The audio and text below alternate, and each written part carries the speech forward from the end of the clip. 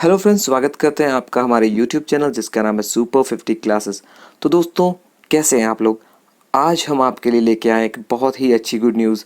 जी हाँ दोस्तों, जिस वैकेंसी का आपको था काफ़ी लंबे समय से इंतज़ार, आखिरकार वो वैकेंसी आ ही गई है। उस वैकेंसी के फॉर्म फिलिंग की डेट आ गई है और उस वैकेंसी के एग्ज़ाम की डेट भी आ गई है। तो दोस्तों, जानते हैं ऐसी कौन सी वैकेंसी है। जी हाँ दोस्तों, आपके सामने मेरा नोटिफिकेशन देखने को मिल रहा होगा। वो है दिल्ली पुलिस कांस्टेबल की वैकेंसी। बिल्कुल दोस्तों, काफ़ी अच्छे पदों के साथ 5,846 पदों के साथ निकली है दिल्ली पुलिस कांस्टेबल की ये वैकेंसी। तो देखते हैं नोटिफिकेशन क्या है, इसकी डेट्स क्या है, एग्ज़ाम की डेट और कैसे क्या इसके अंदर लिखा हुआ है, बारीकी से बात करते हैं। उससे पहले एक बार वीडियो को लाइक ज़रूर करें, चैनल को सब्सक्राइब नहीं किया है, नए हैं तो आप सब्सक्राइब ज़रूर करें, बेल आइकन भी दबाएं। तो दोस्तों, बढ़ते हैं इसकी नोटिफिकेशन की तरफ। नोटिफिकेशन आपके सामने है। एक बार इसमें नई चीज़ है कि इस बार इस एग्ज़ाम को करवा रहा है आपका एसएससी स्टाफ सिलेक्शन कमीशन। इस बार कंडक्ट करवाएगा दिल्ली पुलिस का एग्ज़ाम। और यहाँ पर है कुछ इंपॉर्टेंट डेट्स जो आपको देखने को मिल रही है कि कांस्टेबल मेल, एग्जीक्यूटिव मेल और female Delhi police examination 2020, date for submission online examination. तो आपके सामने डेट है, तो वो डेट है आपकी 1 अगस्त 2020 से 7 सितंबर 2020। मतलब आपका कल फॉर्म शुरू हो चुका है, कल ही ये नोटिफिकेशन आया है। लास्ट डेट आपकी 7 सितंबर है और इसकी चालान मेकिंग की 9 सितंबर है। और अगर आप ऑफलाइन चालान कर रहे हैं तो 11 सितंबर है। आजकल सभी ऑनलाइन पेमेंट करते हैं। कंप्यूटर बेस्ड टेस्ट होगा जिसकी आपको डेट आ चुकी है, वो है आपकी 27 नवंबर से लेकर 14 दिसंबर तक। तो उसकी डेट्स भी आ चुकी है, तो बहुत ही कम समय बचा है। फटाफट से फॉर्म भरें और इसकी तैयारी में लग जाएं। अभी आगे नोटिफिकेशन के अंदर देखते हैं, इसके अंदर लिखा हुआ है कि इस बार एसएससी बेस्ड वैकेंसी बनाया है इसको दिल्ली पुलिस ने, और वो ऑनलाइन मोड होगा। इसका पहला कंप्यूटर बेस्ड एग्जामिनेशन सीबीई होगा। वो हिंदी इंग्लिश जो कमीशन करवाता है उस हिसाब से दोनों लैंग्वेज के अंदर होगा। उसके बाद होगा आपका फिजिकल एंड्योरेंस और मेजरमेंट टेस्ट, जिसे कहते हैं PE&MT। वो होगा आपके दिल्ली के अंदर ही, दिल्ली पुलिस ही कंडक्ट करेगी। वो क्वालिफाइंग नेचर का होगा। अगर आपने वो क्वालिफाई किया तो आपकी जो कट ऑफ जाएगी वो आपके CBE जो कंप्यूटर बेस्ड एग्जामिनेशन है उसके मार्क्स के बिहाफ पर जाएगी। तो दोस्तों, और उसके अंदर क्या लिखा हुआ है, collection of required eligibility certificate document from the candidate of the verification with the original certificate will be carried out at the time of PNT। अगर आपका फिजिकल एंड्योरेंस और MT जब होता है तो आप अपने ओरिजिनल सर्टिफिकेट्स वहाँ पर लेके पहुँचें, ये आपको यहाँ पे कहा हुआ है। Final result will be declared by the commission based on the performance of the candidate in CBE subject to their qualification the PE&MT and other conditional in notice. मतलब ये कहा है कि आपका फिजिकल और मेजरमेंट ये हो जाता है टेस्ट, तो उसके बाद जो आपका कंप्यूटर बेस्ड में जो आपकी परफॉर्मेंस थी उसके बिहाफ पर आपका फाइनल रिजल्ट डिक्लेयर किया जाएगा। अभी आगे इसके अंदर बात करते हैं कि क्या है वैकेंसीज। पे स्केल की बात करें तो ये है आपकी 21,700। 21,700 आपका लेवल 3 का पे स्केल है। 21,700 से लेकर 69,100 तक। तो ये है आपका पे स्केल।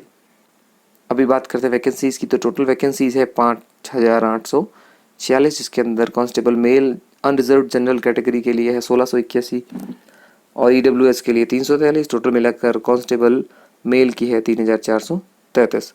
कांस्टेबल मेल जिसमें ex serviceman, other ST SC backlogs वाले, उनकी टोटल वैकेंसी है 226। उसके बाद बात करें तो यहाँ पे है कांस्टेबल मेल जिसमें ex serviceman, commando, para commando जो इंक्लूडिंग बैकलॉग वो है 243।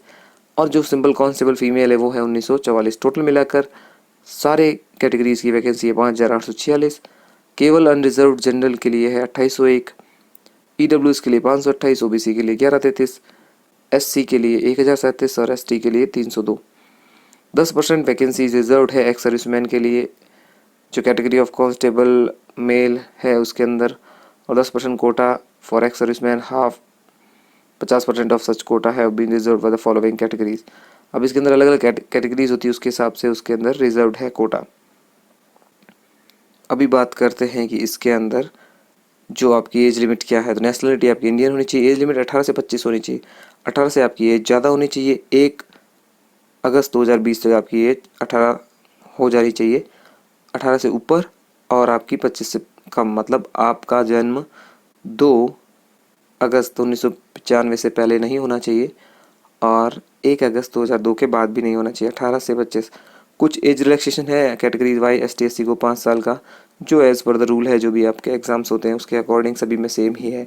OBC को 3 साल का, बाकी sports person of distinction who have represented state level and all, वो आप सब लोग देख लीजिएगा।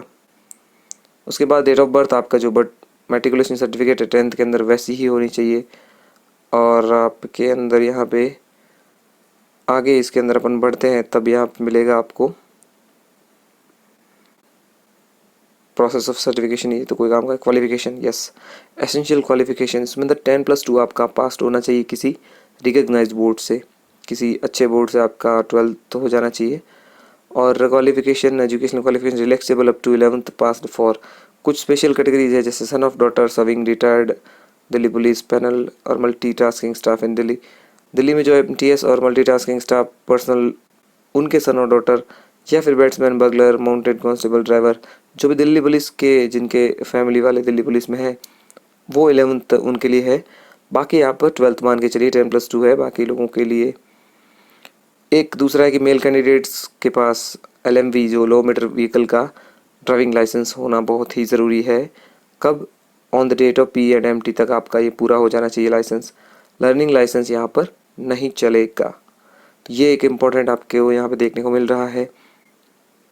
और एजुकेशनल क्वालिफिकेशन भी आपकी उस एग्ज़ाम तक क्लियर हो जानी चाहिए। ऐसा नहीं है कि आपकी अभी डिग्री आने वाली है या फिर मार्क्सिट अभी आई नहीं, आप पहले ही आ गए, ऐसा कुछ भी नहीं चलेगा।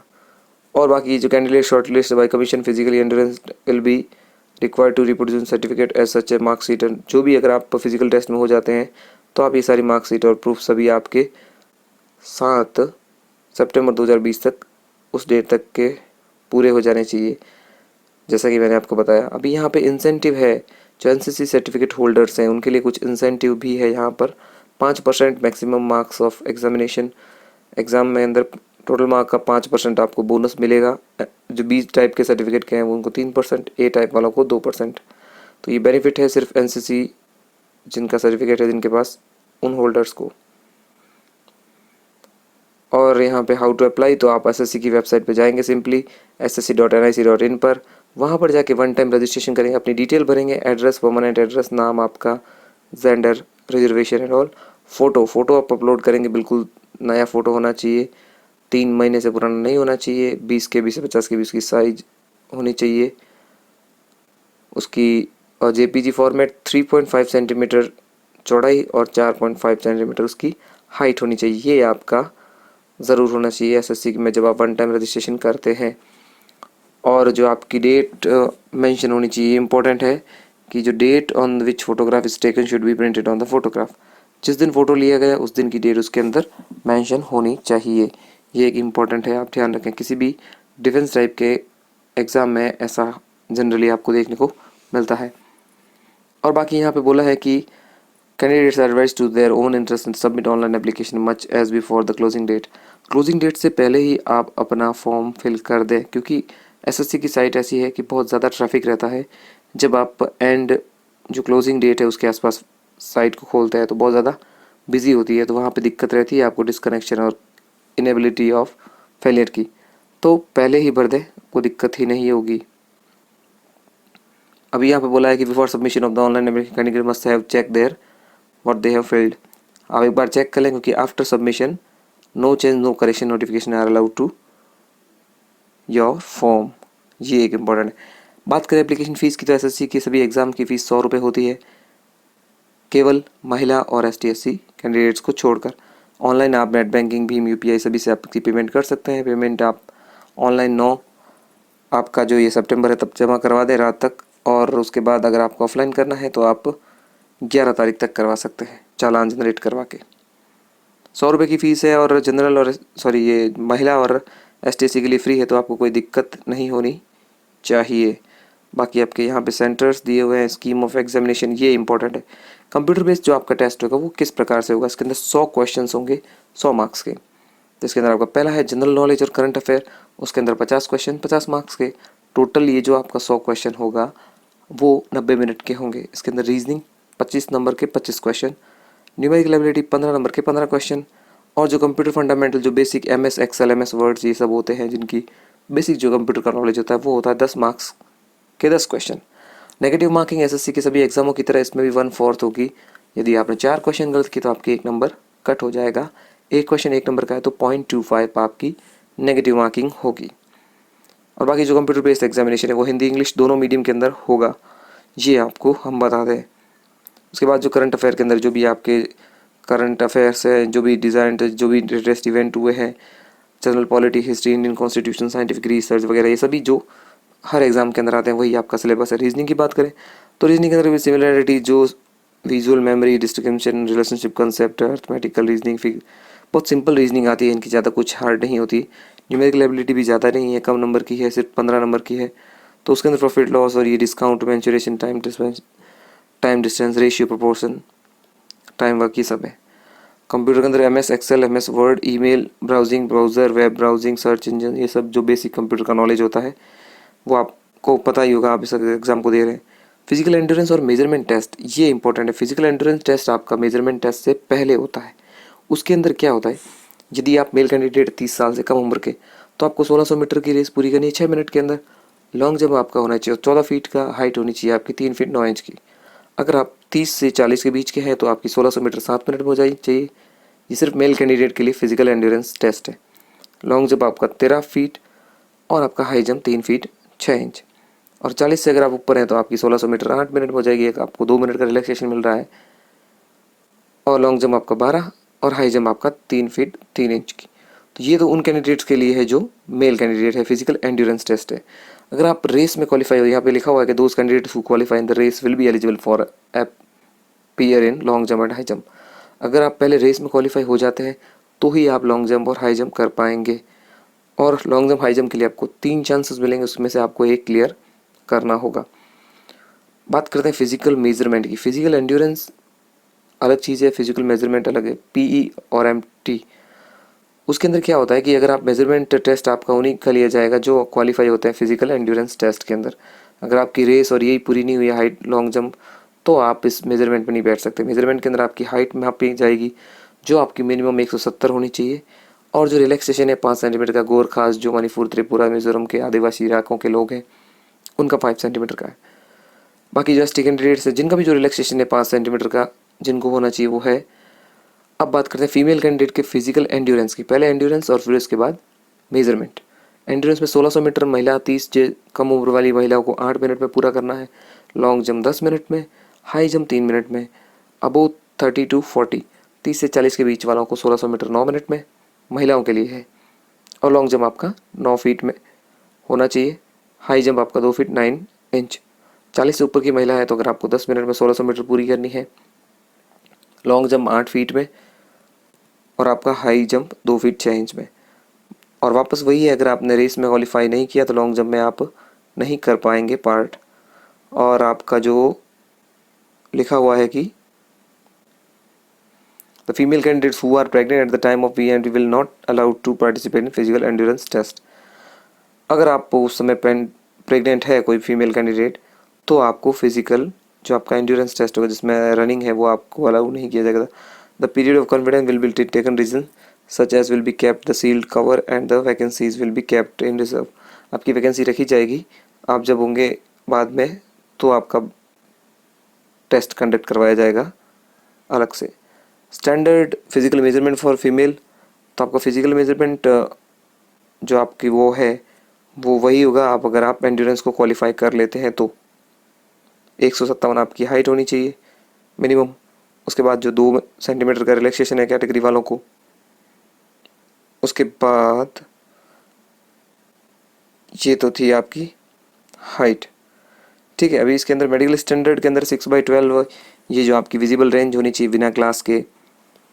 और बाकी सर्जरी वगैरह विजुअल एक्टिविटी ये आपकी इसमें अलाउ नहीं की जाएगी।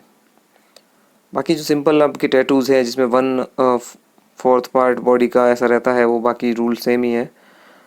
अब ये थी आपकी सारी बातें। बाकी आपको जब डॉक्यूमेंट वेरिफिकेशन होता है या फिर आप जब आपका फिजिकल और दोनों टेस्ट पास हो जाते हैं आपको DV के लिए बुलाया जाता है तो तब आपको आपके सारे डॉक्यूमेंट्स आपको साथ में लेके जाने पड़ेंगे।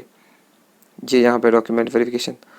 तो दोस्तों ये था दिल्ली पुलिस वैकेंसी का एक ब्रीफ के अंदर एक्सप्लेनेशन। आगे हम आपको बताएंगे नेक्स्ट वीडियो के अंदर कि फॉर्म फिल कैसे करना, how to fill the form.